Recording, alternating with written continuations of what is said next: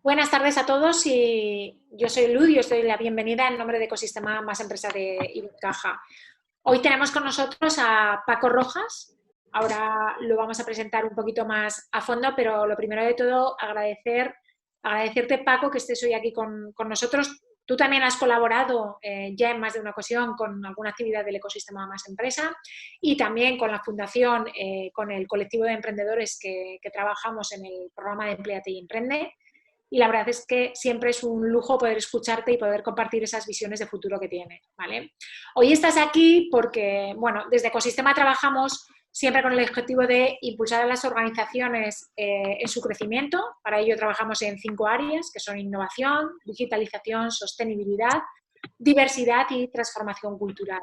Y tú nos has acompañado, como digo ya, en alguna ocasión hablándonos de esas tendencias de futuro, aplicando muy directamente a todo lo que es innovación dentro de las empresas.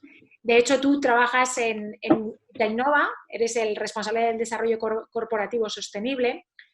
De profesión eres ingeniero industrial con más de 25 años de experiencia. Yo creo que siempre has estado vinculado al ámbito de las tecnologías y de las TIC como motor de la innovación, ¿no? Como medio para conseguir que las empresas sigan evolucionando. Además, estás muy sensibilizado con todo lo que es desarrollo de tecnologías sostenibles y en este momento, y creo que siempre y a lo largo de tu vida, las personas siempre han estado en el centro de todo lo que has desarrollado.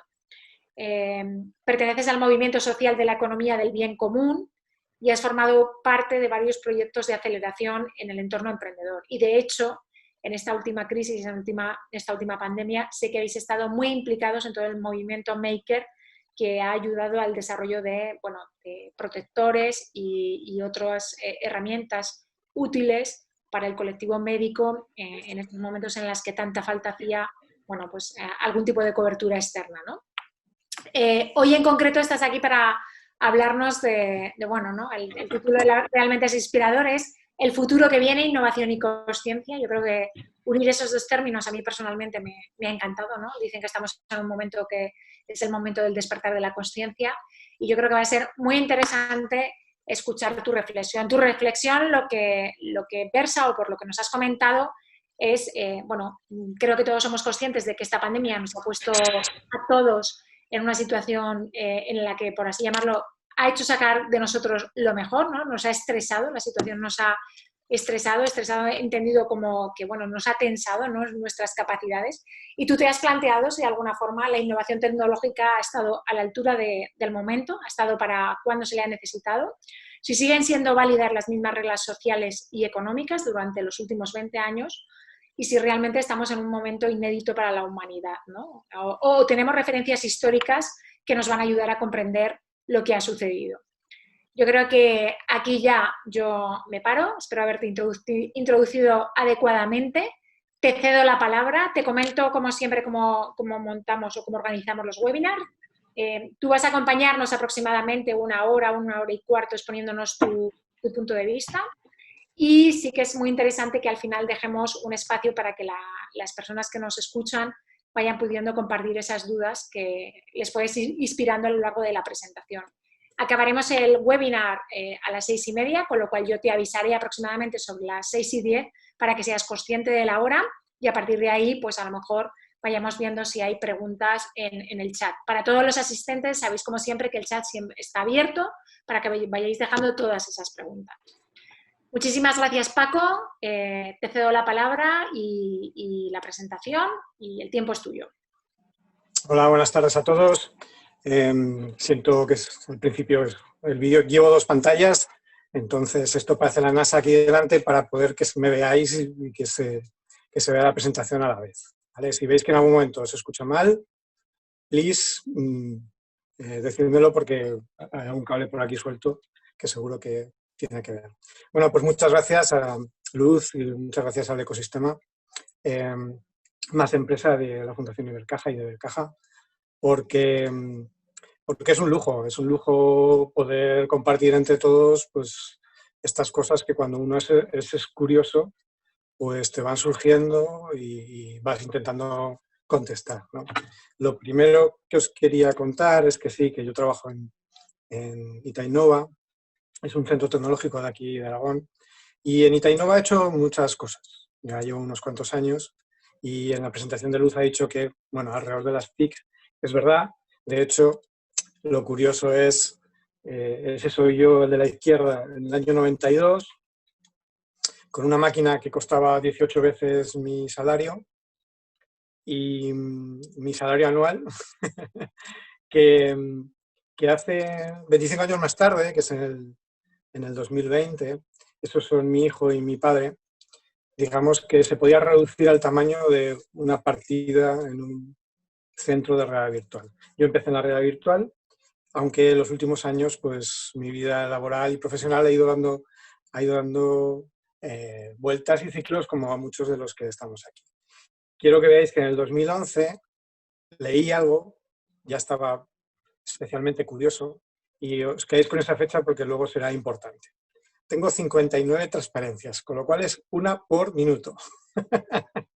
Así que vamos a lanzar y vamos a ver rápido. Mira, os voy a contar una historia sobre una especie animal que ha llegado a poner el nombre, según algunos, a una época en la historia de la Tierra. Le han llamado antropoceno porque ese animal es el ser humano. El ser humano nos diferencia del resto de las especies especialmente en una cosa. Una cosa que nos hace que todas las demás capacidades que normalmente no las tenemos igual, porque somos más pequeños, somos menos rápidos, nos ha hecho que hayamos sido capaces de que el kilo de proteínas que tienen que ver con el ser humano le haya dado la vuelta desde el punto de vista de la superficie de la Tierra. Es decir, desde aproximadamente hace 50.000 años, el ser humano empezó un camino de, de conquistar la superficie de la Tierra que nos ha llevado hasta que en estos momentos gran parte, casi el 90 y tantos % de la masa de los seres vivos, digamos de los seres vivos más grandes que hay, dependen directa o indirectamente del ser humano. Y esto lo hemos hecho no porque seamos más fuertes, no porque seamos más rápidos, sino porque tenemos un órgano que especialmente un órgano que nos dice que nos permite aprender, nos permite inferir para innovar y hablar para transmitir la mejora al grupo. Mirad, los chimpancés normalmente cuando descubren que utilizan una herramienta bien, la enseñan. Es verdad, eso no es propio de la especie humana, solo de la especie humana. Lo que sí que está claro y se ha visto es que en aquellos yacimientos donde durante muchos siglos ha habido chimpancés, siempre se han aprendido a utilizar piedras, siempre se ha visto que hay piedras. Si han sabido utilizar palos, siempre se ha visto que han sido capaces de transmitir esa innovación de padres a hijos, pero no son capaces de volver a innovar sobre la anterior. Y eso tiene que ver, pues probablemente con el lenguaje, tiene que ver con la capacidad de poder transmitir conceptos, de escucharlos y al final entre todos desarrollar unas reglas sociales de convivencia. Como grupo, como colectivo, somos imparables. ¿Sí? Como colectivo somos imparables. Y utilizando el cerebro hemos sido capaces de ser más fuertes, tener calor por las noches, ser mucho más letales, ser más veloces, ser mucho más productivos. En realidad, nos hemos ido dotando de tecnología. Al final, si uno abstrae el concepto, las leyes no dejan de ser mecanismos para poder vivir mejor entre unos y otros.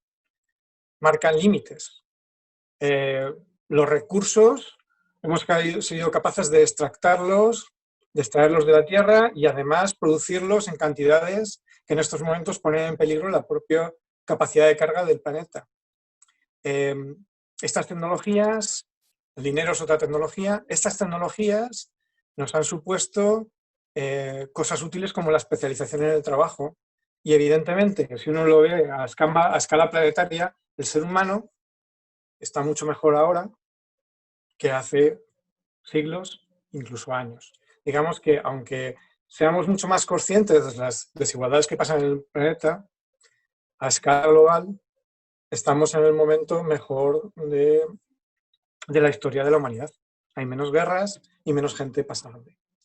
De todas maneras, hay algunos filósofos, hay algunos pensadores que lo que se están planteando, y sabéis que en estos momentos se está detrás de buscar ese punto de replicar el órgano que nos ha hecho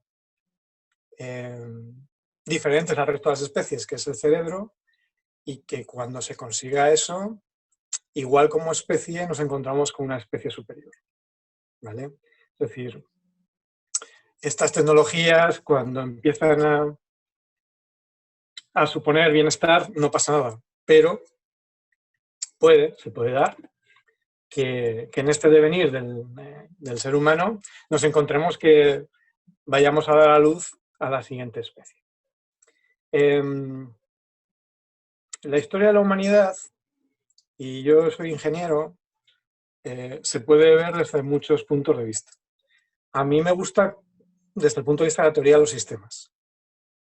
Y bueno, la teoría de los sistemas lo que hace es que, bueno,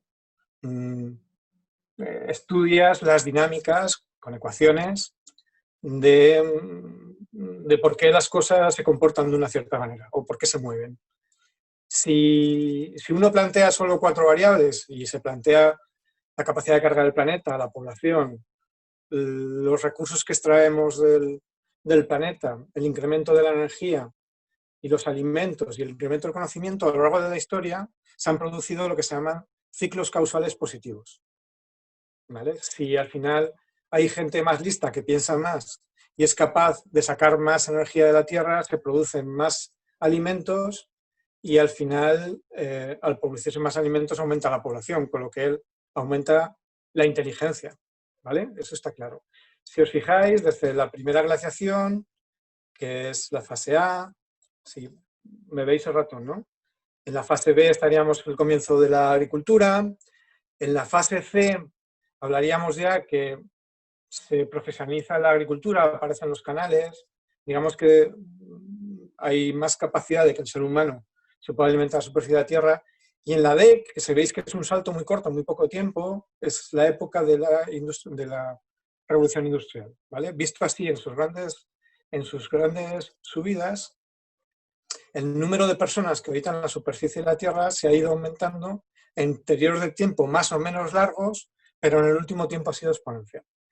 ¿Qué pasa si en estos momentos, estos ciclos causales, alguno de los factores se empieza a no estar en la abundancia suficiente como para que se cierre el ciclo? Pues esto es lo que algunos autores están planteando que nos estamos a punto de pasar. Estamos llegando a lo que se llaman los límites del planeta. Los límites desde el punto de vista de la capacidad de sostener vida y de sostener vida en estos momentos de una única especie, que somos nosotros. La parte verde, la que une los ciclos, es una tecnología que nos ha funcionado muy bien, que es el modelo económico. El modelo económico no deja de ser una evolución de unas leyes naturales que aparecieron hace muchos años, en la que se maneja el sistema económico. Y el sistema económico, en estos momentos, hace que haya especialización y que este modelo tan fácil, pues el ciclo se haya aumentado tan rápido como lo que marca ahí la gráfica. ¿Qué pasa con esto?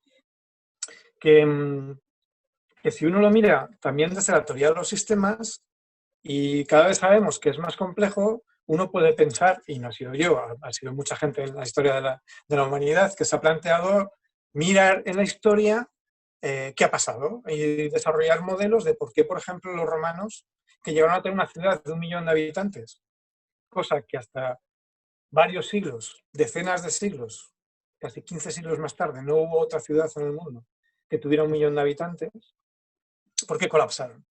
¿Por qué en algún momento una sociedad compleja como la romana no fue capaz de pervivir en el tiempo? Mira, de todas las teorías hay 2 que me gustan especialmente. Una tiene que ver con la teoría de la información, ¿vale? Que como es parte de mi tema, pues mola.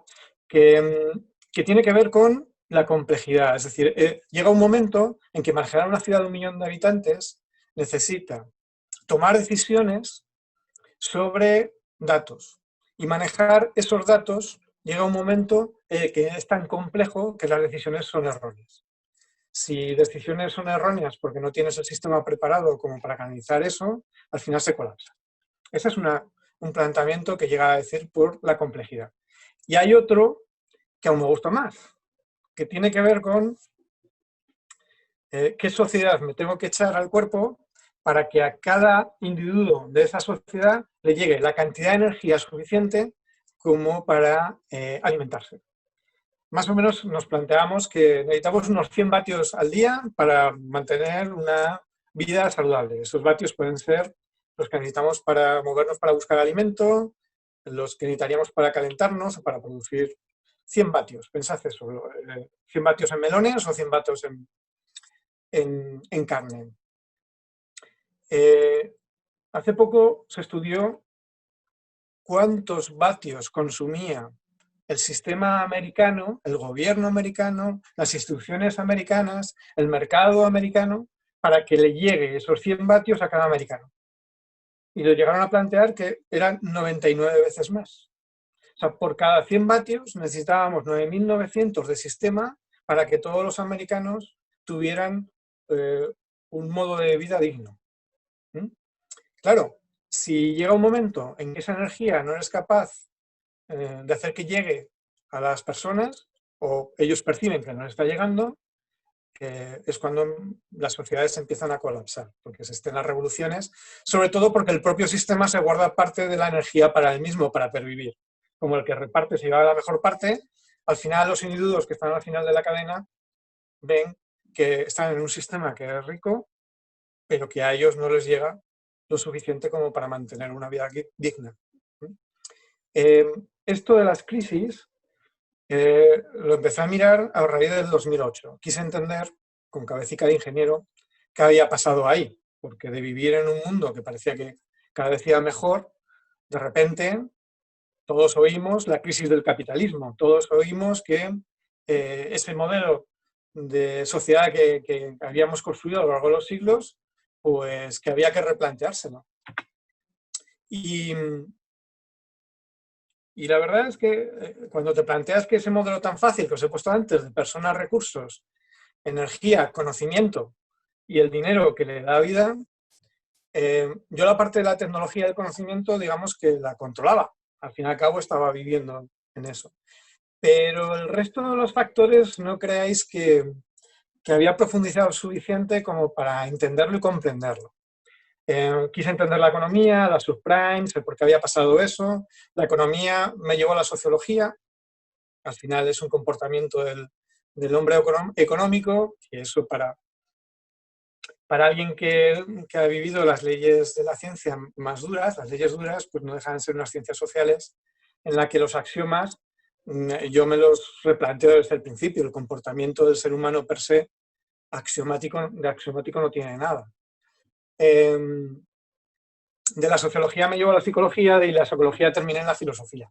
La filosofía me dijo que a lo largo de la historia de la humanidad había gente que utilizando su cerebro había intentado desarrollar modelos y la verdad es que fue un camino interesante que en algún momento os lo voy a reproducir en las próximas diapositivas, ¿vale? Es decir,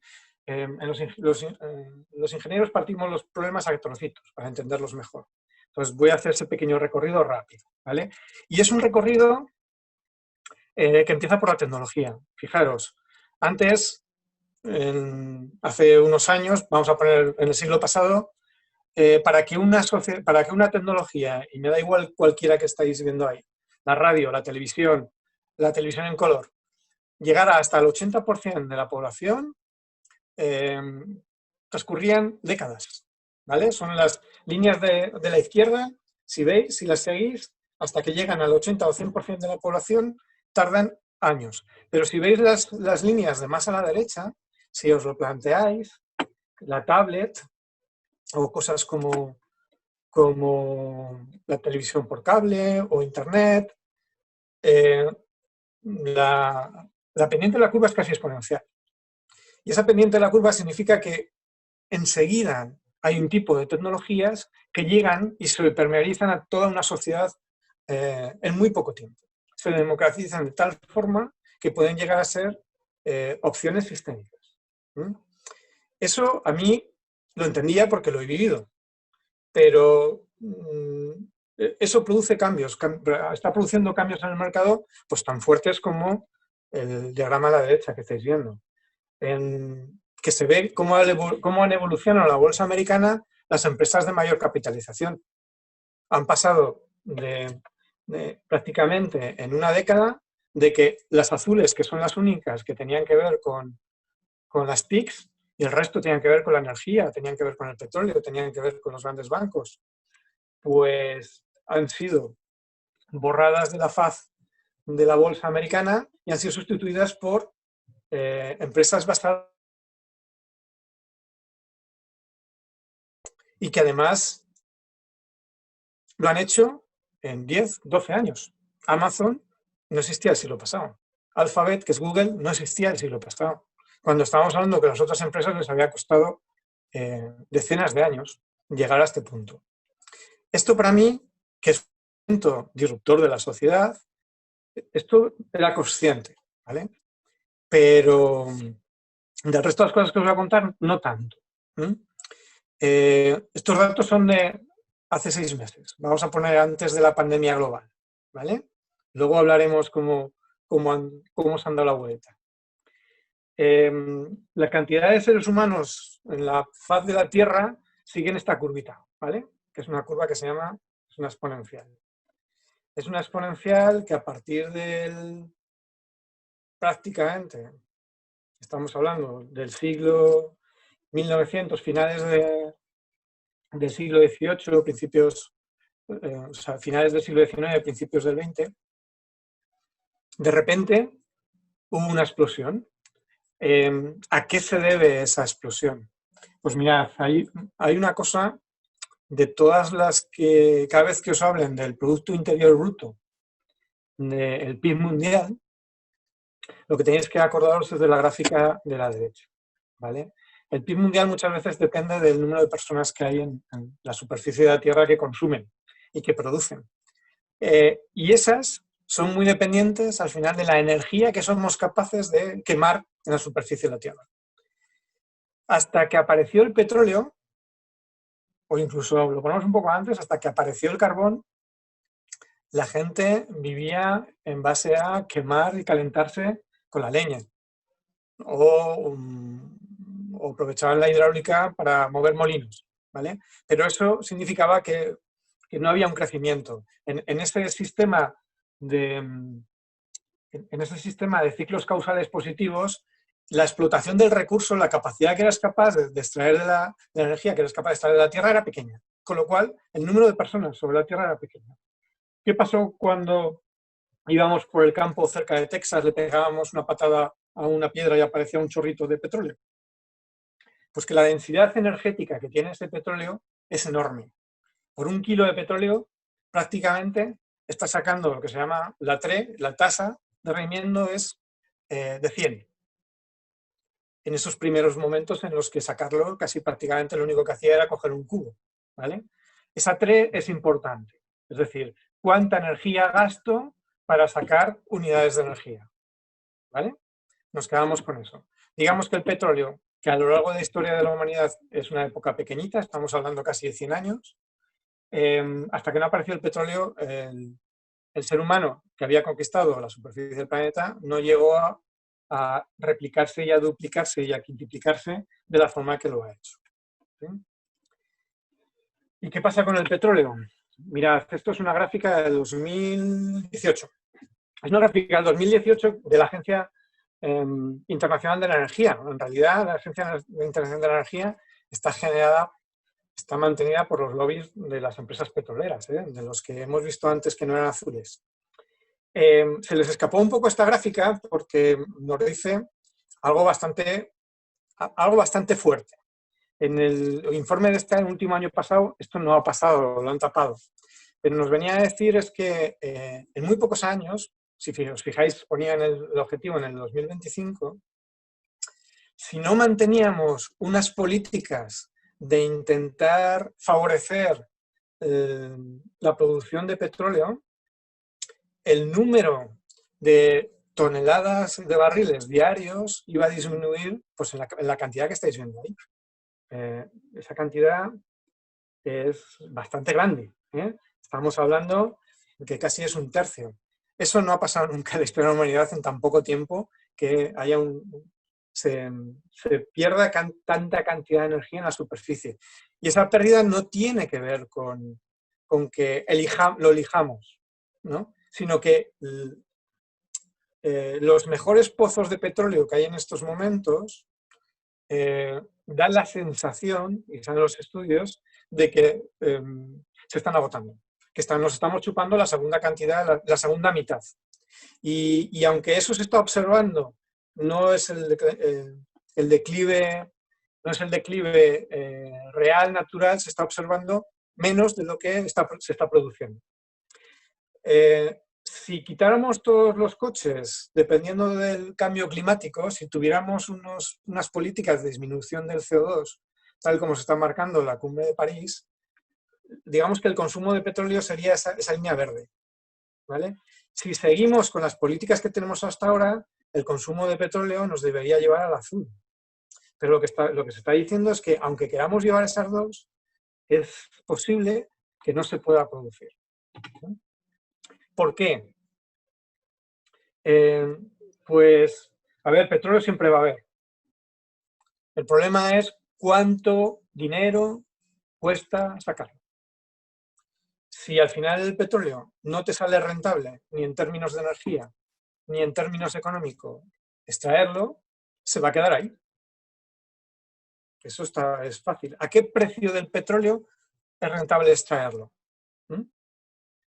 De alguna forma, si os fijáis, en los años 70, al final del primer quinquenio, del primer lustro de los años 70, se produjo lo que se llamó la crisis del petróleo. La crisis del petróleo lo que hizo es que, bueno, alrededor por este punto, se empezara a extraer mucho menos, porque se dieron cuenta que a las velocidades a las que se iba y a los costes que había, es cuando se plantearon que iba a haber un pico del petróleo. Hubo una serie de guerras que lo que hicieron fue que el petróleo disminuyó, y si os fijáis, estos precios, el barril de petróleo se fue al garete. Subió tanto que la economía mundial colapsó, porque muchos de los negocios, muchos de los planteamientos de las cadenas de valor no podían soportar esos precios del petróleo a ese tamaño. Si volvemos a la de atrás, ¿cuál fue el invento para mantener ese crecimiento del petróleo, que no era el que se tenía hasta los años 70, pero que nos mantenía un crecimiento del PIB necesario para mantener las economías? Pues se hizo una cosa que se llamó deuda, ¿vale? Se llegaron a un acuerdo, los acuerdos que eliminaban los acuerdos de Bretton Woods en el 73, en los que los países se podían endeudar no dependiendo del patrón oro, sino dependiendo de la capacidad y del poderío económico de cada país. Eso es lo que pasó. Y esto es lo que hizo que de repente la deuda mundial empezó a aumentar. Y empezó a aumentar de una forma suficiente como para que el petróleo siguiera fluyendo y que de alguna forma el PIB y el crecimiento fuera plantándose. Aunque fijaros que la cantidad relativa a la distancia entre la deuda necesaria para seguir plantándose estos crecimientos de PIB, estos incrementos, so pena que seguimos en unos incrementos cada vez más bajos, cada vez es mayor. Y el problema de las curvas exponenciales es que nos sientan muy mal. Mirad, al final hay una relación directamente entre deuda y petróleo. Si os fijáis al principio, de los años, aquí estaremos hablando, 95, 94, 93, 92, 91, 90, 89, 88, pues bueno, el crecimiento de la capacidad de producción de petróleo iba siguiendo la curva exacta alrededor de la deuda. Pero ha llegado un momento en que ha empezado a hacer... ha llegado al punto de inflexión y ahí existe una correlación casi perfecta, si os fijáis, entre esta parte casi exponencial del aumento de la deuda y la capacidad de producir petróleo. O sea, estamos produciendo mucho menos de lo que debería ser lo normal para un crecimiento igual al que teníamos en las postrimerías del siglo pasado. ¿Y eso qué significa? Pues significa que si no hubiera entrado la máquina de imprimir pasta de los bancos centrales, pues probablemente estaríamos en unos escenarios parecidos a los de desarrollo sostenible que están en la gráfica del medio, en los que la producción de petróleo hubiera sido mucho menor y probablemente estaríamos viendo las primeras bajadas del PIB mundial simplemente porque esa energía, salvo la capacidad de aumentar la eficiencia y la productividad, está suponiendo menos energía, menos PIB. ¿Y cómo hemos conseguido mantener esa cantidad de energía? Pues lo hemos conseguido pues, con una cosa que nos ha ganado tiempo los Estados Unidos, que es el fracking y las arenas bituminosas. Si os fijáis, han ido sustituyendo casi toda la parte del crecimiento del consumo energético ha venido por lo que son los petróleos no convencionales. El problema de estos petróleos es que son muy caros de producir, contaminan bastante y eso que no tienen metido el coste de la reposición al punto anterior del acuífero y del centro, y que además son muy productivos al principio, pero en 1 o 2 años cada pozo se agota y tienes que perforar uno al lado. Tienes que mantener una presión muy alta y lo que está pasando es que muchas, y aquí os pongo un ejemplo de una de las... estos son los niveles de producción del shale oil en Estados Unidos. Como veis, llegó un momento en que cuando los precios del petróleo bajaron, se empezaron a cerrar pozos, con lo cual empezó a bajar mucho la producción, porque además se iban deteriorando, pero eso fueron a rescate en bolsa con las subidas, pero fijaros el precio de la acción de una empresa que hace antes de lo del COVID ya había entrado, era una de las más potentes que había en Estados Unidos del fracking, ya había entrado en default. ¿Vale? Sanchez Energy Corporation, fijaros, de valer $38 la acción a estar en casi cero y entrar en quiebra. Esto es lo que se supone que está empezando a pasar en estos momentos. Aunque las están inyectando de deuda a todas estas empresas, empiezan a no ser rentables y menos rentables a unos precios de barril por debajo de los $60. El sistema financiero, digamos, desde que algún listo descubrió que prestar dinero era mucho mejor que ir a picar a la mina, pues se ha rodeado a la gente más inteligente. Y fijaros, a mí esta gráfica me gustó mucho porque un think tank de unos bancos franceses han mantenido digamos, una línea de tiempo del coste de la vivienda en la isla de Francia, ¿vale? Sabéis que la isla de Francia es la parte más central de París. Entonces, desde el año 1200 han ido planteándose a partir de los registros qué coste tenía una vivienda por metros cuadrados, superficie y tal. Habéis visto que la curva, o sea, la creciente más o menos ha sido alrededor de un 6%, ¿vale? A lo largo de la historia, esto se ha estado planteando. Hay muchos más datos a partir de la mitad del siglo XIX, eso es obvio, pero si os fijáis, esto lo saqué pues, en el 2008-2009, si os fijáis, este comportamiento irracional que se ha salido fuera del rango normal de crecimiento natural del precio del metro cuadrado, que tenía que ver pues, con un crecimiento natural de la superficie, que en España ha pasado lo mismo, se ha ido en madre. Ha habido un momento en que el crecimiento ha sido mucho mayor a lo que históricamente se había llevado. Y si lo hacemos, para que veáis un poco cómo supone y cómo está todo relacionado, si ese precio de la vivienda no lo ponemos en francos, ¿vale?, sino lo ponemos en el coste de la acción, de acciones francesas, americanas o británicas, ¿vale?, desde 1800, es decir, la casa valía tantas acciones de cualquier empresa americana. Fijaros que Francia era el poder hegemónico después de la Revolución Francesa. En aquel momento era el sitio donde marcaba el precio. Si os fijáis, el precio en Estados Unidos en acciones americanas era mucho menor. En algún momento el Imperio Británico fue el más poderoso, pero también a partir de principios del siglo XX se ve que tanto Francia como Inglaterra empiezan a perder valor como potencias, y los que empiezan a marcar el precio es Estados Unidos, que eso se ve después de la Segunda Guerra Mundial, se ve perfectamente. Al final, lo que os quiero decir es que ese sistema financiero que al principio se desarrolla más en aquellos países en los que empiezan a aprovechar mejor la globalización y son más ricos, ha habido un momento que se empieza a interrelacionar. No me caben más gráficas, pero en los últimos años ya empieza a aparecer la línea del metro cuadrado Pekín, o, dicho de otra forma, en cuántas acciones de empresas chinas está el coste de la vivienda en Francia.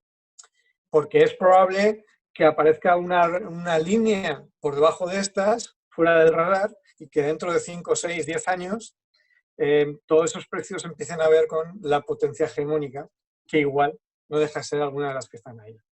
Si nos planteamos de dónde se ha sacado esa capacidad de esa palanca para poder generar crecimiento sin que haya un crecimiento natural respecto al punto de vista de los recursos y la energía, pues ya habéis visto, tiene que ver con la deuda. Pero la deuda, estos últimos años, sigue una curvita, pues eso, exponencial. Si os fijáis, sobre todo a partir del 2008-2009, la forma que ha habido de salvar al capitalismo, la forma que ha habido de salvar los modelos de gobernanza occidentales, y que es válida, es decir, para eso están montados los sistemas financieros, tiene que ver con que los bancos centrales han empezado a inyectar con diferentes mecanismos, unos imprimiendo, otros desarrollando lo que se llaman ampliaciones del balance, están generando dinero, masa monetaria de alguno de los tipos que existen, ¿vale? No vamos a entrar ahí porque no tenemos tiempo. Pero si os fijáis ahí, ese aumento a partir de 2008, en el que se suman todos, la Reserva Federal, el Banco Central, el Banco Chino, el de Japón, el Banco de Inglaterra, empiezan a sumar, y estamos hablando de casi alrededor de 19, 30 trillones, que serían trillones de los nuestros, o sea, trillones de los americanos, que serían billones de los castellanos, que vendría a decir pues alrededor de 23 veces el PIB de España. Es lo que han metido en muy pocos años en todo el sistema. ¿Para mantener el qué? Pues para mantener a cosas como esto. Que curiosamente, si os fijáis en la cifra de al lado, esos 22 trillones de dólares, si en su momento, en el 2008, se rescataron los bancos en gran parte del mundo porque eran demasiado grandes para caer, todo este dinero extraordinario que han estado inyectando en los balances de los bancos centrales han ido a parar a soportar a las bolsas y a soportar el crecimiento económico, pero de alguna forma los que compran acciones en gran parte son, si os veis el nombre de estos de aquí, BlackRock, Vanguard, Strategic, Fidelity, JPM, PIMCO, Franklin Templeton. Cada uno de estos coloritos son fondos ETF de los grandes fondos mundiales de inversión. Estamos hablando que existe una correlación casi directa entre la cantidad que han aumentado el balance de los bancos centrales y lo que han aumentado los los fondos indexados, que probablemente, y eso antes del COVID, lo que se planteaban es que son demasiados grandes para caer. ¿Vale? Estos son los planes de pensiones, estos son los fondos que están metidos a hacer el seguimiento del Standard & Poor's o del IBEX. Muchos de estos son fondos pasivos que se llaman, siguen al índice. ¿Vale? O sea que al final esta generación de dinero ha quedado en pocas manos. ¿Vale? La han producido pocas manos, que son los bancos centrales, pero estos han terminado en unos pocos fondos, dirigidos con unas pocas personas. Si uno mira un poco más con detalle y se plantea los beneficios empresariales desde el 2008, fijaros las curvitas de miedo que dan, ¿no? Es decir, cada zona gris tiene que ver con una época de crisis, ¿vale? Es evidente que las empresas en esos momentos no desarrollan beneficios, pero es que la salida que hay en cada momento es seguir creciendo por encima. Si os veis a la derecha, en estos momentos el precio de la acción relativo al crecimiento del PIB mundial, pues estamos hablando que está siguiendo una curva que se está alejando de lo que debería ser un crecimiento normal. Si el mundo crece esto y los activos en bolsa crecen esto, ¿dónde está? ¿Quién está perdiendo? ¿Dónde está? Si esto es un juego de suma cero, al final, ¿quién está? Mirad, normalmente son estas cosas en las que uno no se da cuenta. La gráfica de abajo nos está diciendo la capacidad de compra que tiene un ciudadano americano medio desde el año 64 hasta hace poquito, ¿vale? Si lo medimos en dólares constantes, lo que se ha producido es que el americano medio en estos momentos tiene mucha menos capacidad de compra que tenía hace 20 años. Puede ser que el dólar haya subido, los salarios han subido, pero se ha producido de una manera muy curiosa, ¿vale? Digamos que en los años 70 o los años 80, incluso antes, en los felices 60, un americano medio tenía acceso a algún producto en el que, por ejemplo, un coche, en el que el coche de menor valor, solo le costaba probablemente el salario de un año. Ahora, el coche más barato que puede encontrar un americano en el mercado, que puede ser que proporcionalmente en dólares sea parecido la percepción a lo que era en aquel momento, en estos momentos no es un salario o 2 salarios. Estamos hablando de 8 o 9 salarios. Y los hay muchísimo más caros, pero no tienen ese nivel de acceso. Y quien dice un coche, dice la sanidad, dice la vivienda. Hay un montón de americanos que están percibiendo que aun trabajando no les llega para llevar una vida digna por el coste de las cosas que necesitan dentro de su propia sociedad. De hecho, esto es lo que está pasando. Desde el año 84 empieza a haber una divergencia entre el reparto de la riqueza entre el 1% que más tiene y el 80% que menos tiene. Fijaros cómo es el tanto por ciento, ¿vale?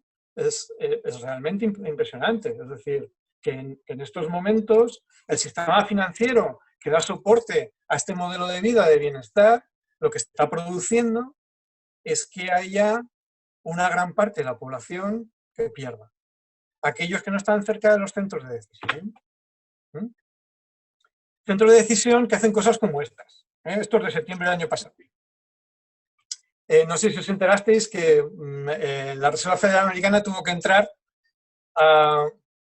de urgencia un día a inyectar 115.000 millones de dólares en el mercado de las repos. El mercado de las repos es el dinero, de alguna forma, diario que se prestan unos bancos a otros. Y de repente, de tener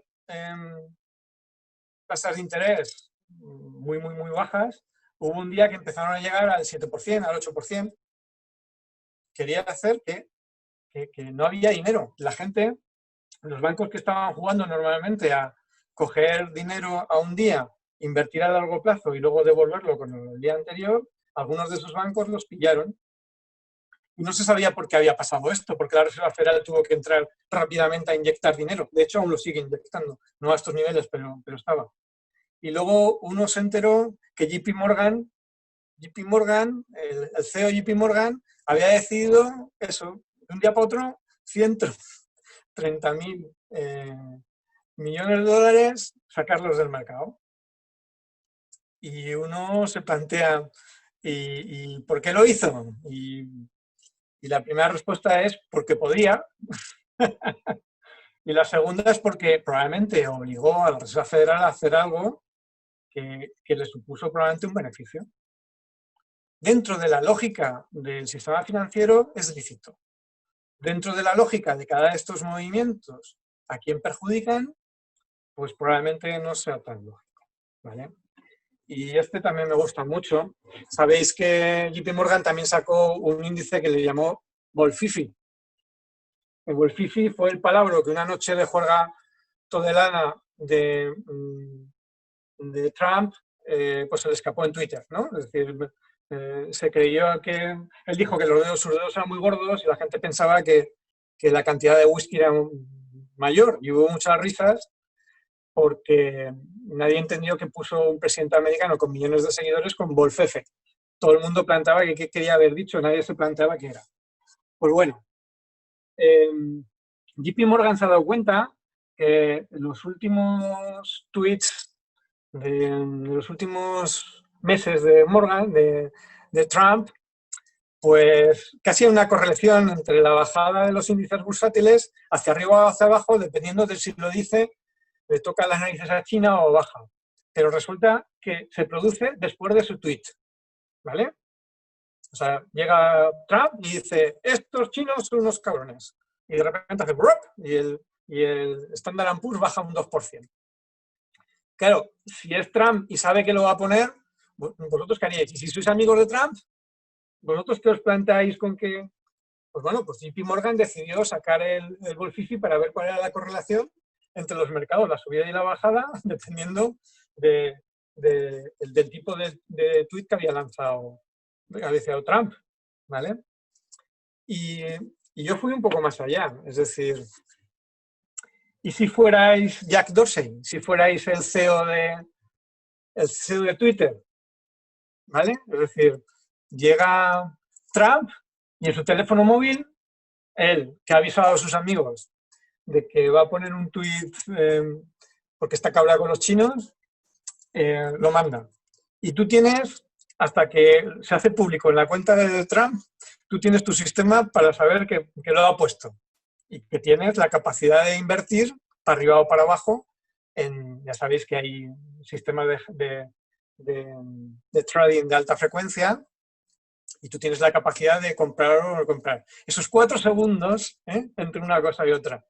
Pues hombre, sería poco ético y poco moral, pero yo creo que estas cosas, seguro que dentro de la lógica de este mundo alguien las ha pensado, ¿vale? Esto tiene efectos colaterales complicados. Ya os he dicho que desde el punto de vista de la tecnología, a mí hubo un momento en mi vida profesional que me daba cuenta que cosas que hacíamos desde el punto de vista de la innovación, pues digamos que eran esfuerzos que se quedaban en un cajón. Y eso a mí personalmente nunca me había gustado. O que el efecto colateral de esa innovación, en algunos casos, era contraproducente desde el punto de vista de los trabajadores, por ejemplo. Pues mirad, si uno también lo ve a lo largo de la historia, en estos momentos, con muy poquitos agricultores, muy poquita gente en el mundo que se dedica, y eso que estamos hablando, que en los países del tercer mundo hay mucha gente aún de la población, pero relativamente a lo que suponía hace un par de siglos la cantidad de personas que se dedicaban a la agricultura, en estos momentos es ínfima. Y estamos produciendo alimentos para dar de comer con lo que se tira y se desperdicia y con lo que estamos dando a los animales, pues varias veces a la población humana. Sí que es cierto que muchos de estos fueron sustituidos por estos trabajadores, ¿no? Los de white collar. Estos trabajadores que podemos decir que son los de los servicios inteligentes. Son la gente que nos hemos movido alrededor de que son servicios a la industria, servicios a la administración pública, la propia administración pública, si no te la planteas como servicio. Y ahora son los que ocupamos gran parte del mercado laboral. Si yo os dijera que en estos momentos la inteligencia artificial puede sustituir perfectamente a gran parte de estos white collar, ¿a qué nos vamos a dedicar? ¿Vale? Es decir, si las empresas tienen la capacidad, porque tienen el dinero de los bancos centrales, de decidir invertir en innovación, y esta innovación va en una dirección que tiene que ver con que sea más eficientes, y normalmente la mayor eficiencia tiene que ver con pagar menos salarios, ¿hacia dónde vamos? Esta es otra gráfica, la de la derecha, igual que las que hemos contado alrededor, para que veáis que al final la relación entre la renta y la riqueza también sigue unos patrones parecidos.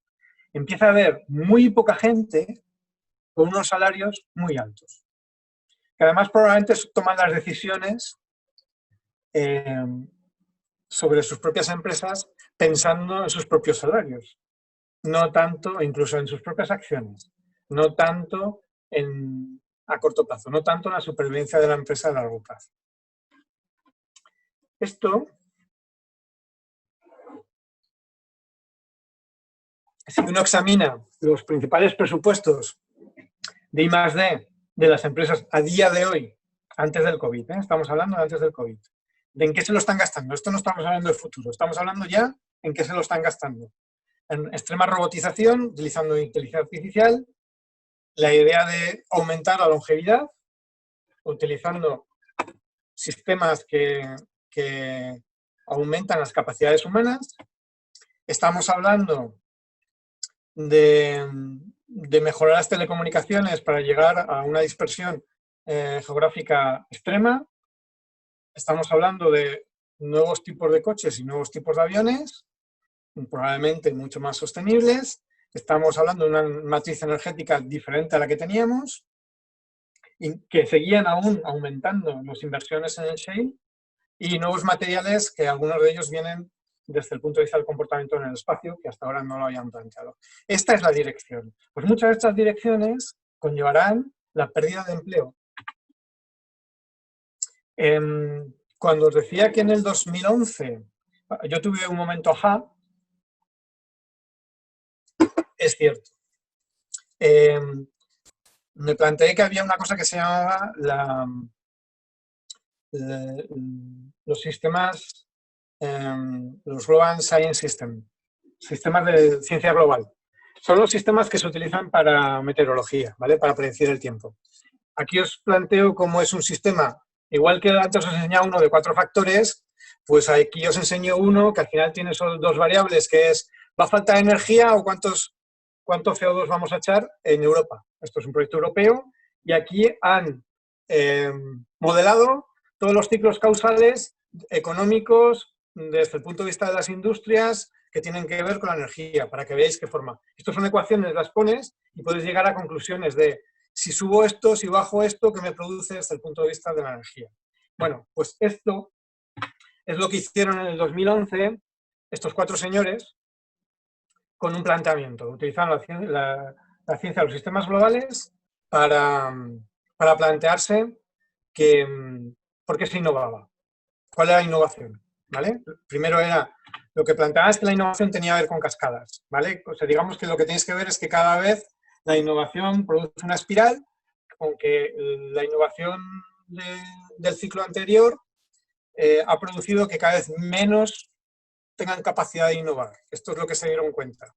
Que normalmente no solo se copian las cosas que son innovaciones, que son más útiles, sino que también se copian los sistemas sociales que producen esas innovaciones. O sea, no solo copias el iPhone, sino que copias la organización que ha desarrollado el iPhone y además el iPhone te produce una organización nueva porque lo utilizas de una forma distinta para que tu organización mejore. ¿vale? Eso es un ciclo, y ese ciclo, cuando lo produces, cada vez se está viendo que se está acelerando muchísimo más, ¿vale? Es lo que se llama la ideología de la sociedad de innovación. Esto es lo que en algún momento todos hemos abrazado, igual que el sueño americano llevó a un montón de americanos a un montón de inmigrantes a Estados Unidos, ¿vale? La idea al final, toda la compramos. Necesitamos que haya crecimiento. Para que haya crecimiento, lo que hay que hacer es innovar. Y para innovar hay que crear nuevas innovaciones. Y estas innovaciones, algunas son de verdad y otras son inducidas por el propio mercado. No es la sociedad la que marca si algo es necesario o no. Porque a veces la publicidad, de alguna forma, te está diciendo que entra por lo emocional, no por lo necesario. Y el problema de todo esto, de este ciclo causal con ideología, es que al final nos hace competir a todos. Compiten las grandes empresas, compiten los países. Y el que se queda fuera, se queda muy fuera. Lo que se dieron cuenta estos señores es que en esos tres agentes de este modelo de innovación, que es el mercado, que son los gobiernos y que son la sociedad, las decisiones por las que se decidía por qué se innovaba o las reglas por las que se planteaba por qué unas innovaciones se podían producir o no, no estaban conducidas por el bien de la sociedad. Se veían las ecuaciones. Y ellos, que eran científicos, de repente dijeron, joder, esto que nos hemos dado cuenta, ¿qué hacemos? Y plantearon un manifiesto, ¿vale? Porque lo que se dieron cuenta es que esa ideología subyacente, mientras sigamos utilizando, era la que producía la metacrisis. La metacrisis que tiene que ver con la crisis ambiental, con la crisis de reparto equitativo, la crisis que tenía que ver con la crisis financiera. Todas tenían un nexo común, que es la forma en la que el mercado está desarrollando este proceso de innovación. Y una vez que estás metido en esto, lo que te das cuenta es que cuáles son esos parámetros que hacen que nos puedan llevar hacia un sitio u otro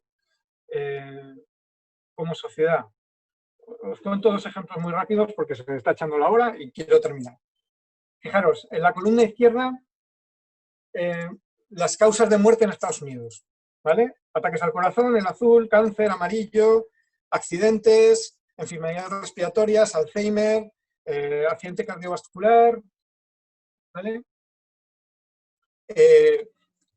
Si vais a la derecha, lo que la gente busca en Google. La gente busca en Google, el azul ha desaparecido. En cambio, el cáncer les importa. Los accidentes de coche son importantes. Pero aparecen por abajo del todo, aparecen suicidios, un 12%, homicidios, un 3%, y terrorismo. A la gente le preocupan estas cosas. ¿Por qué le preocupan estas cosas? Fijaros en las dos columnas de la derecha. Una es del New York Times y el otro es de Guardian, ingleses y americanos.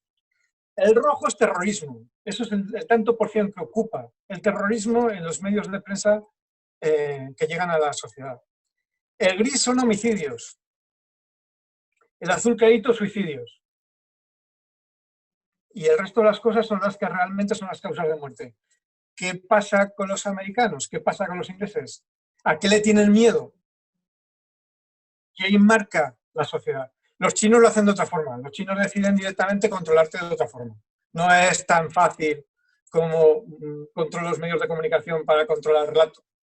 Los chinos te controlan a ti directamente con todo lo que son estas tecnologías. Al final, estamos hablando de dos modelos de dos países que están teniendo y están teniendo en estos momentos una lucha hegemónica. Estas dos gráficas son muy divertidas. Si veis, las líneas tienen que ver con los países, el producto per cápita, y si os fijáis, los dos que se salen fuera de los márgenes son Estados Unidos por arriba, y luego, si os fijáis por aquí abajo, está China. En uno tiene que ver con que los americanos tienen mucha renta per cápita, pero son muy religiosos, creen mucho en Dios, no así como todos los europeos, que somos unos descreídos. En cambio, los que más creen son los países más pobres. Dios realmente apacigua el alma. Y desde el punto de vista de la felicidad, si les preguntas si hoy es un buen día, los americanos son los que más te responden que sí, que es un día cojonudo. En cambio, los españoles, esto lo llevamos muy mal, que solo el 20% dice que es un buen año, es un buen día. En cambio, los de la gente más pobre, fijaros que están también los más felices. Esto es un hecho cultural importante, porque al final lo que nos estamos dando cuenta es que en esta batalla hay dos modelos. El capitalismo planificado chino y el dólar como moneda hegemónica que está marcando muchas de las decisiones y las transacciones del comercio mundial. ¿Para qué exportar maquinaria si exportas papelitos verdes? El día que los alemanes se dieron cuenta que cambiaban hierro, que al final es agua y energía, por papelitos verdes que se le apuntaban en su balance del Banco Central, pues empezaron a dar cuenta que tenían un problema. Que sí, que por un lado vendían, pero si ese dólar que llegaba era un papelito verde, ¿qué reflejo en una economía real es? Por otro lado, tenemos otros sistemas que están en lucha, que son los monopolios de la gig economy y el propio sistema financiero, ¿vale? Es decir, eso estamos hablando que hay una dicotomía entre el 0,1% y el 99% más rico. Esos son sistemas que están potenciando un modelo y a una parte. Y desde el punto de vista de la energía de los recursos y la tasa de reposición, lo que estamos hablando, hay una lucha en que los trabajan los recursos y otra lucha entre los que los poseen. Y esto es el mundo y los sistemas que estamos planteando. Y esto, antes del COVID, había llegado a un punto en el que se había quedado claro que esto no daba para más. Y estaban apareciendo un montón de economistas con la economía de la rosquilla, la economía del bien común, de las mission oriented, con las políticas económicas de innovación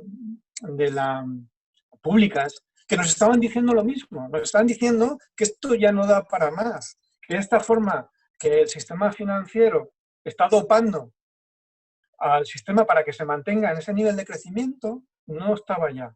Y en esto, algunos empezaban a plantear que lo normal es que apareciera un momento Minsky en economía, un cisne negro en estadística o el efecto Séneca, que es hace tiempo que estaba planteando. Los crecimientos son muy lentos hasta que llegan a un tope y las caídas son brutales. Si esto pasa en los sistemas financieros a nivel global, no sabemos qué nos vamos a encontrar después, pero probablemente sea una transición complicada. Y en esto llegó el coronavirus.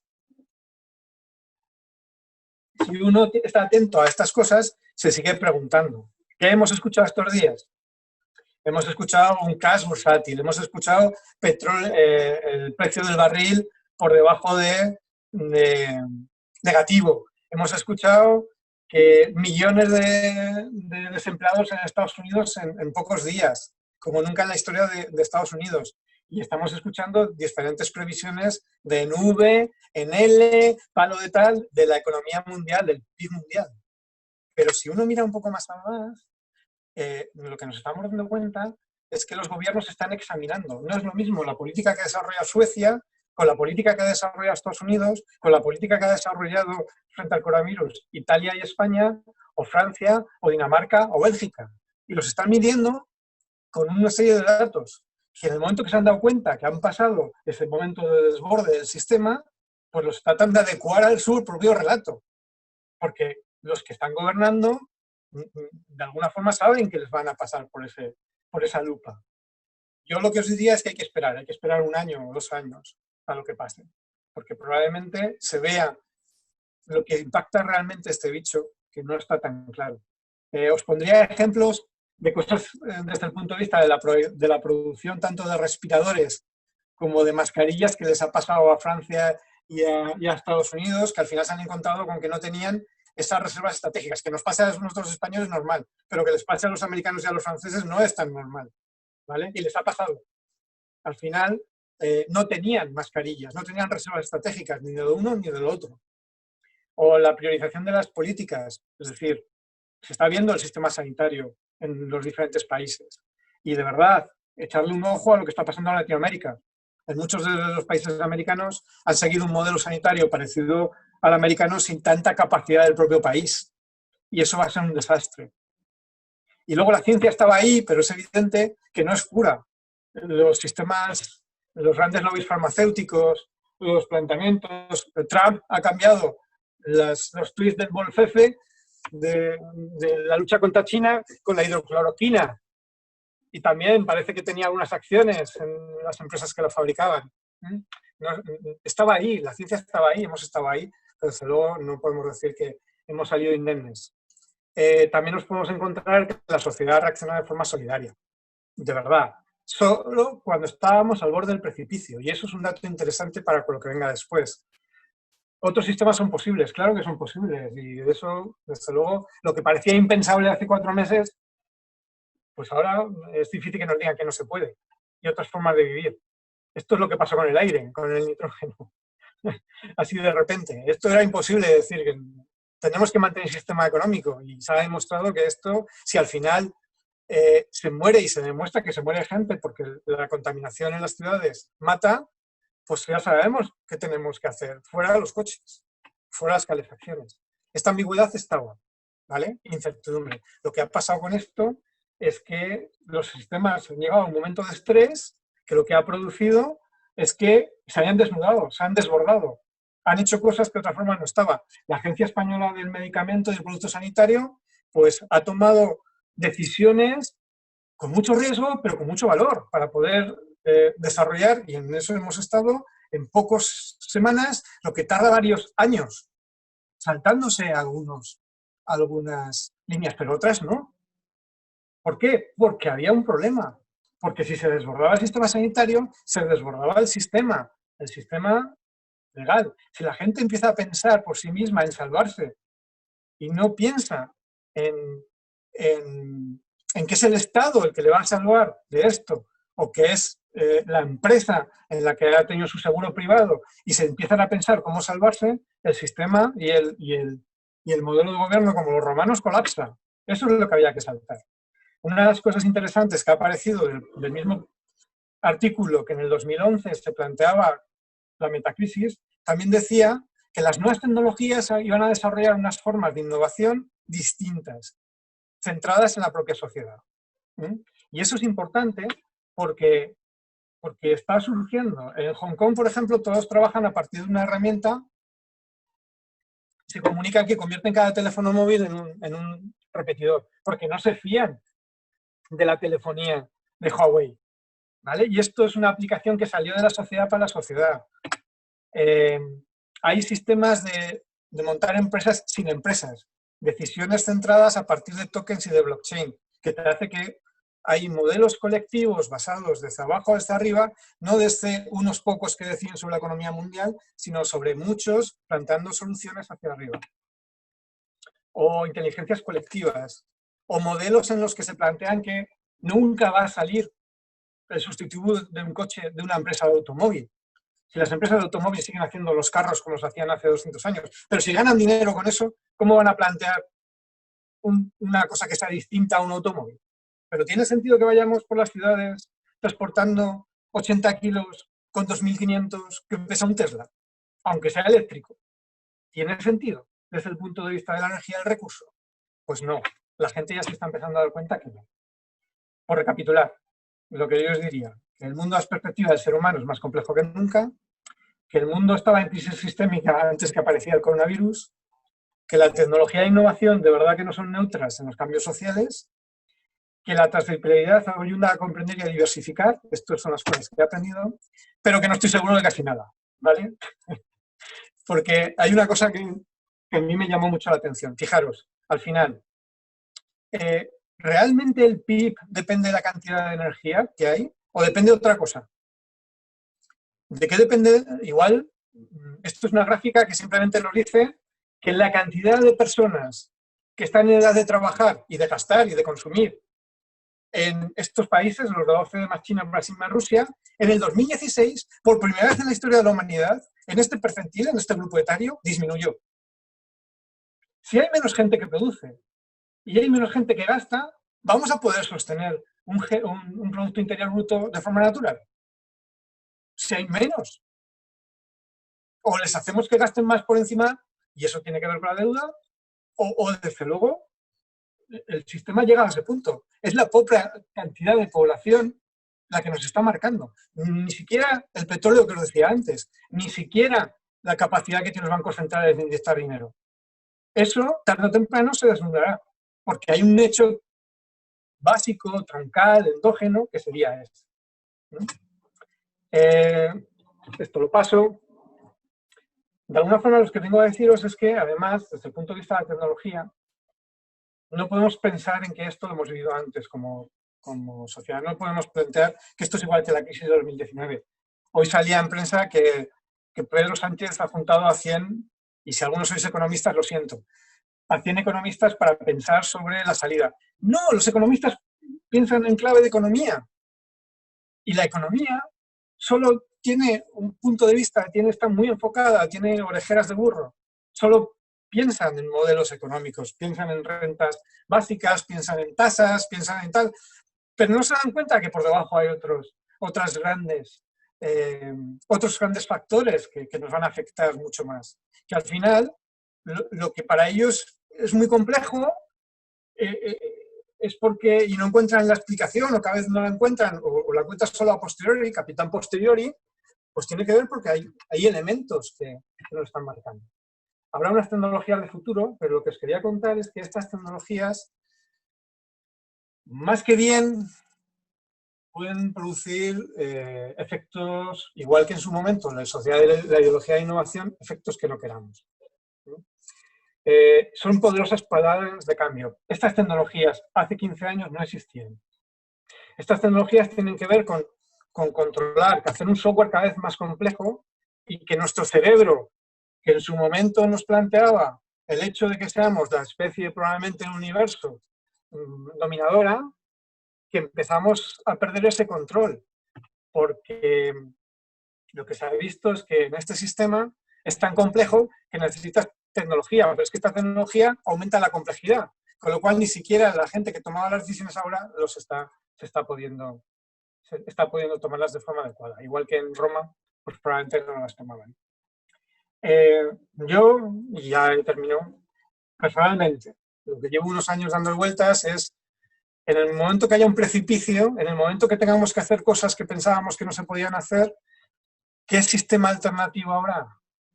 ¿Qué sistema económico que probablemente no esté desarrollado sobre el dinero producido por unos pocos, sino que esté producido en un elemento tecnológico que nos permita compartir valor con unos principios y unos valores distintos, podamos utilizar cuando el otro probablemente dé signos de total agotamiento? Y estas eran un poco las tecnologías del otro sistema aquí que me salían. Es decir, yo creo que se puede pensar los sistemas de una forma distinta. Pero desde luego, esto o sale de la ciudadanía o sale de la propia sociedad, que lo exige. Y lo exige porque estará formada, porque sea consciente de que estas cosas pasan, o desde luego del sistema actual, del status quo, por complejo, o porque quieran mantenerse en el sitio donde tienen la capacidad de tomar decisión, no va a salir. Gracias. Muchísimas gracias, Paco. Estupendo. Tal vez si quieres puedes dejar de compartir pantalla. Bueno, te lo dejo de... Sí, sí. Ya está, te lo descomparto yo, ¿vale? Muchísimas gracias. Lo primero que tengo que decirte es que yo soy economista, o sea que me he sentido muy reflejada con lo que has dicho. La verdad es que, bueno, da gusto escucharte. Ese mix que tienes es verdad de esa pasión que te acabó llevando al entorno de la filosofía, ¿no? Y a la vez con ese conocimiento técnico que tienes, ¿no? A mí me parece muy interesante la reflexión que haces de que el sistema es tan complejo que a la vez necesita o requiere de una tecnología determinada, pero por otra parte, y para mí eso siempre es esperanzador, ¿no? Son las personas las que de alguna forma son capaces de organizarse, ¿no? Y tomar conciencia para seguir evolucionando. No sé si alguno de los asistentes quiere plantearle alguna pregunta a Paco, ¿vale? La verdad es que ha sido además una clase de macroeconomía, con lo cual, bueno, los economistas no te van mucho, pero que sepas que podría sustituir a varios de ellos. Si rascas un poco, no, para nada, pero bueno. No, pues has puesto ahí unos buenos gráficos, que eso en cualquier clase de macro estaría muy aprovechado. Mira, nos dice, y Hobbes pone aquí, nos dice, muchísimas gracias, Paco, no he podido ni respirar escuchando, ¿vale? O sea que los has tenido muy concentrados. ¿No hay nadie que se atreve a hacerle una pregunta a Paco? ¿Puedo? Hombre, David, que sí puede. Puedes, David, puedes. Conéctate. Hola, buenas tardes. Hola, Buenas David. tardes. Buenas tardes, Paco. Un placer volver a coincidir. Bueno, no sé si es consciente de dos cosas a modo de introducción. Que unas pocas personas, pocas, han salido como a la mitad de tu sesión, yo creo que huyendo del temor. ¿Sí? Entonces, ahí lo dejo. Ahí lo dejo. De hecho, me gustaría que cogieras parte de la oportunidad que te brinda que he intervenido para que utilizaras unos minutos a arrojar un poco más de luz o de apuntaras por dónde podrían ir las soluciones, ¿no? He visto por ahí algo que incluso partía de Aragón, ¿no? Yo sé que tú has estado muy relacionado también con la economía del bien común.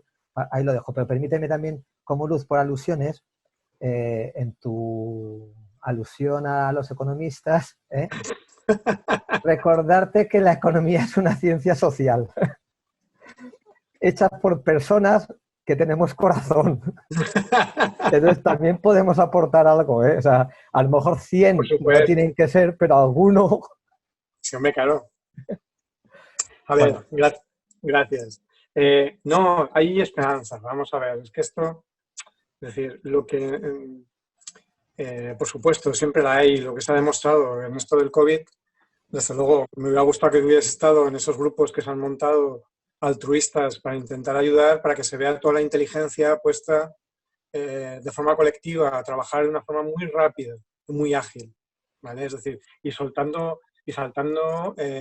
barreras que realmente eran complicadas de saltárselas. Estamos hablando de que al final un respirador, pues al final salva o puede matar. Es decir, es una máquina muy compleja y desarrollarlo en un tiempo récord no es sencillo. Y ha habido de todo, ¿eh? Ha habido desde gente que se ha dejado llevar por la propia publicidad, pero hay gente que desde luego lo ha hecho con todo el corazón. Hubo un médico que se montó en un avión de la Fuerza Aérea y se fue desde Canarias a Asturias para trabajar en mitad del bloqueo para seguir ayudándolos. Y hay grupos coordinados en toda España con un objetivo común. En la parte de las mascarillas y tal que han salido y de las viseras, pues al final han sido 16.000 personas en toda España. 16.000 personas que se han puesto alineadas. Esa es un poco lo que creo que puede pasar, ¿vale? Por eso me parecía que era muy interesante ver cómo ante un efecto Séneca o ante algo que podía estar previsto, pero que desde luego no entraba dentro de ningún plan, de una planificación a corto plazo ni de una planificación anual, cómo la gente en el borde del precipicio con tecnología es capaz de sacar cosas que de otra forma no salían, ¿vale? Eso es lo que en su momento ha quedado muy rápido. La gente que planteó desde la ciencia de los sistemas globales que la metacrisis venía de hecho por nuestra forma de vida actual, por el mercado y por los gobiernos y tal, también se dieron cuenta que una ciudadanía orquestada y trabajando con inteligencia social, pues no hay gobierno que se le resista. Es decir, todo lo que vaya en la dirección de poder tener información en tiempo real, porque sale de la propia ciudadanía y no estás haciendo ni estadística, preguntas directamente. Todo el mundo lleva un móvil encima. Se puede utilizar el móvil de forma incorrecta para controlar tus datos y tus movimientos, o se puede utilizar de forma correcta para evitar, pues por ejemplo, las bolsas de fraude o para evitar elementos económicos que en otro momento no funcionarían, ¿vale? Es decir, y cosas quizás mucho más sencillas, ¿eh? Nosotros ya llevamos tiempo hablando de que para competir, ser flexibles y poderte adaptar, el tamaño de las empresas importa. Yo también llevo un tiempo pensando en que el tamaño de las empresas no tiene por qué ser fijo. Es decir, que una manera que tenemos de competir, los que difícilmente vamos a ser grandes, me refiero a grandes empresas de más de 1.000 trabajadores, ¿de acuerdo? Tiene que ver con nodos de conocimiento, de manera que unos para determinados proyectos vamos estos nodos, y para otros proyectos vamos estos otros nodos y juntos podemos sumar. Y en esta crisis se ha visto. Yo no he podido hacer muchas cosas, pero te pongo un solo ejemplo. con mi teléfono y mis contactos. Me dice un amigo médico que necesitan unas piezas en 3D para poner unas mascarillas de una marca de deportes. Y le tengo en el teléfono a otro amigo que hace impresoras 3D. Y digo, oye, igual este puede hacer... Fuiste tú el que lo hizo. Eso es. Puede juntarse con este otro y aún te digo más. Yo le pregunté a este, oye, ¿cómo las pagas? Porque claro, como soy economista, ¿sabes? Pero también tengo mi corazoncito, digo, ¿esto cómo las pagas? Pues las estamos sacando de nuestro bolsillo. Le dije, oye, ¿y tú sabes que si hacemos una fundación o lo haces a través de una fundación, los que ponemos pastas nos lleva un 15% de ahorro? Bueno, y al final hizo una campaña en GoFit y salió para adelante. ¿Sabes? Que no hace falta hacer cosas como muy raras, que a veces el sentido común y llamar a las cosas por su nombre tienen efecto. Y nada, sí, es un poco el camino. Permito que sean otros los que hablen ahora. Muchas gracias, enhorabuena a los dos. Gracias, David.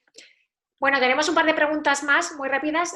José Luis Telemín, ¿no? Dice, ¿qué propones para que está José Luis? José Luis, ¿quieres planteárselo tú directamente?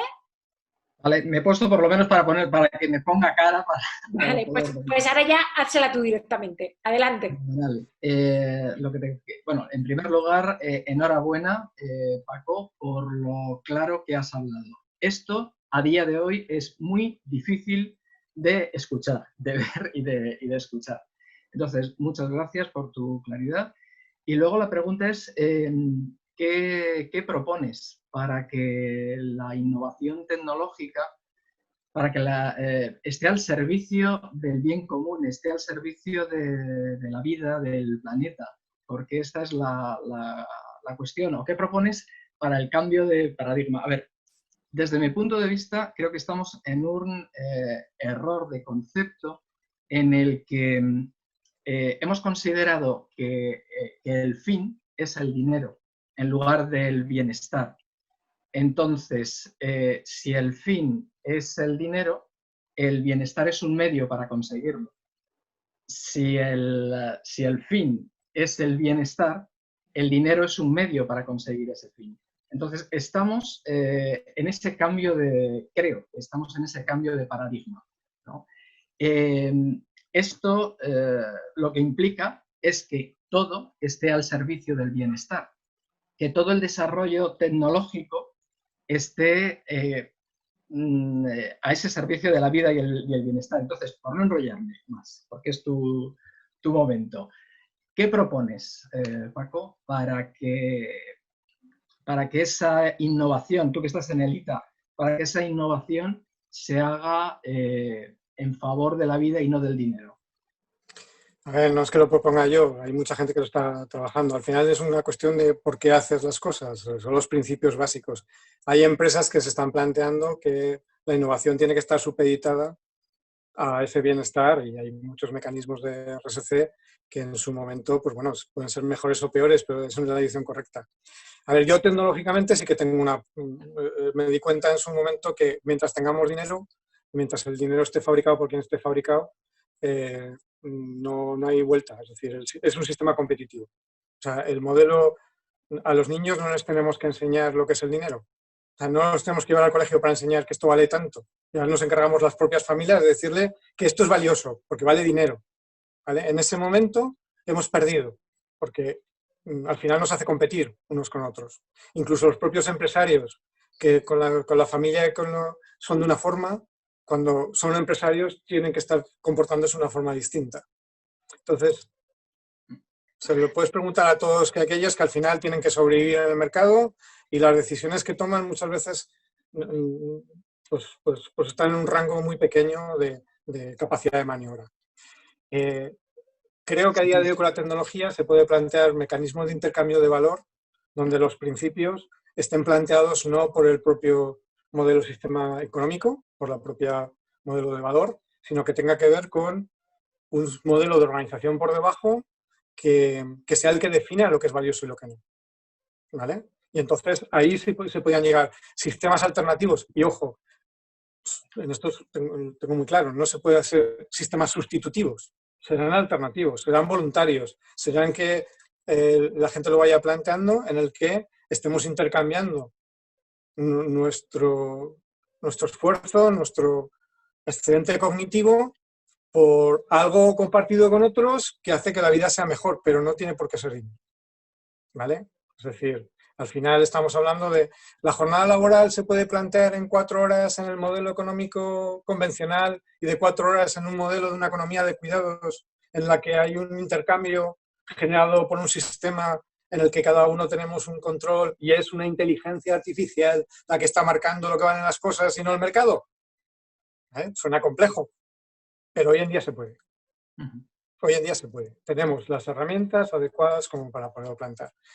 Y no van a ser grandes sistemas, porque si no nos llevan. Eso, Facebook ha planteado la libra. Los chinos quieren plantear su propia moneda digital basada en criptografía. Esos van a ser para seguir manteniendo el status quo. Tiene que surgir de abajo.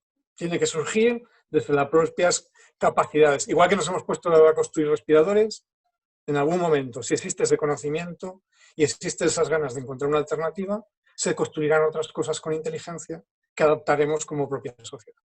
Eso es el agujerito que he visto en todo este planteamiento, porque todo lo demás estará supeditado otra vez a unas reglas de mercado y a unos comportamientos que desde luego son tan grandes y los llevamos tantos años que es difícil que cambien, que lo veamos.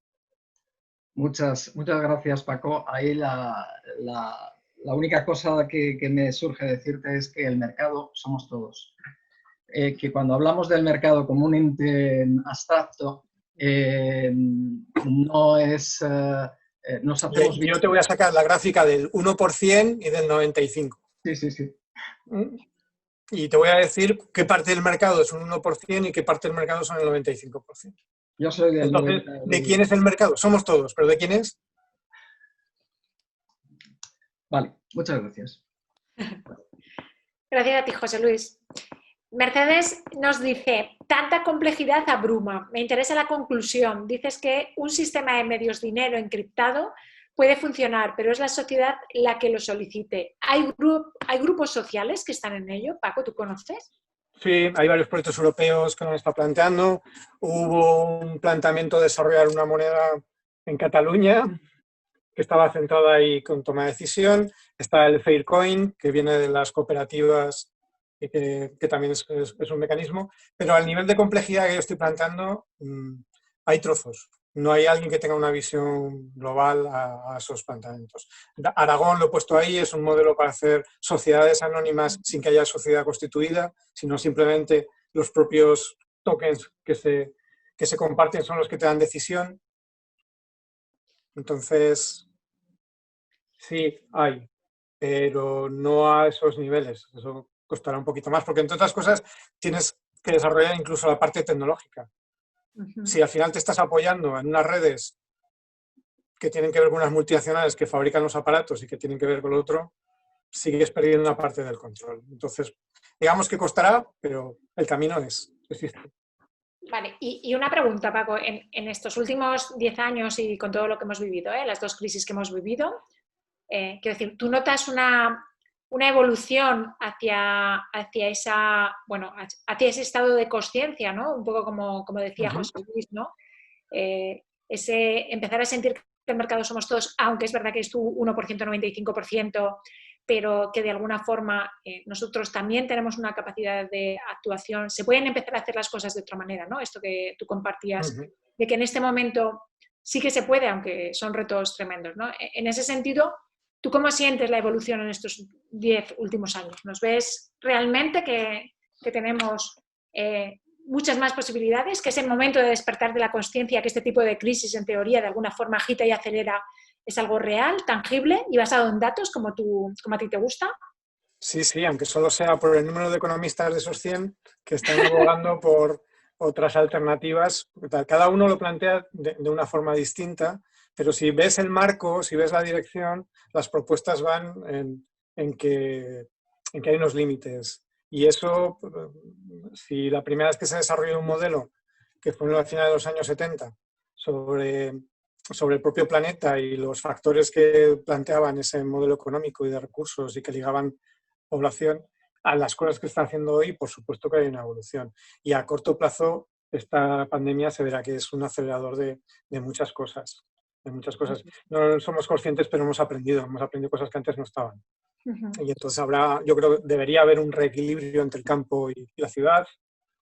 Debería haber un planteamiento también de lo que es importante en la vida, porque a veces, y la pena que es que para el modelo de vida mediterráneo, que para mí es el bueno, con el modelo social y de equidad nórdico, pero los que sabemos vivir somos nosotros. Esta pandemia es un golpe bajo. Es importante porque al final estar en la calle, estar en los bares, abrazarnos, darnos besos, que eso lo llevan peor allá arriba, nosotros es parte de nuestra vida y si nos lo quitan, vamos a sufrir. Vamos a sufrir. Muy bien, pues yo creo que ha sido un placer. Eres nuestro Hariri, ¿vale? Paco, así que un placer que nos acompañes periódicamente. Te seguiremos llamando. Y muchísimas gracias a todos los que nos habéis acompañado durante esta sesión. Nos vemos pronto. El próximo martes tenemos una best practice entre Ibercaja y Accenture, que va a hablarnos de políticas de diversidad, ¿no? La semana que viene es la semana del orgullo. Vamos a aprovechar para hacer un compartir prácticas en el ámbito de la diversidad. Y bueno, genial si nos queréis acompañar. Lo dicho, Paco, muchísimas gracias a todos los que nos habéis acompañado y que acabéis muy bien la tarde y hasta muy pronto. Y con mucho optimismo, siempre con mucho optimismo. Chao, chao. Hasta luego. Muchas gracias a todos.